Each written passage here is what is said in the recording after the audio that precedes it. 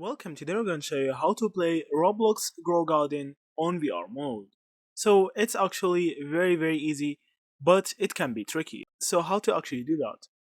If you have a MetaQuest device, so first you need to launch MetaQuest Link app on your PC and use Oculus Link via cable or AirLink wireless to connect your headset to the PC. So now you can actually put on your headset and make sure that you're in Oculus home environment.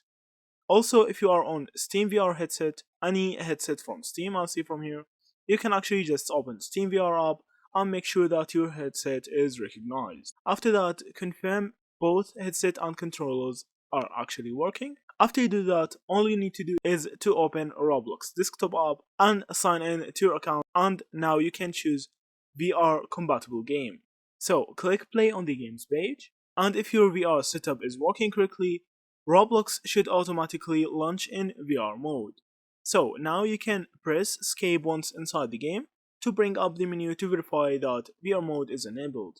Also, if VR doesn't automatically recognize, you can manually turn it on Roblox by opening the game menu and go to settings and turn VR mode to on. So that's it. Thank you for watching and see you in the next videos.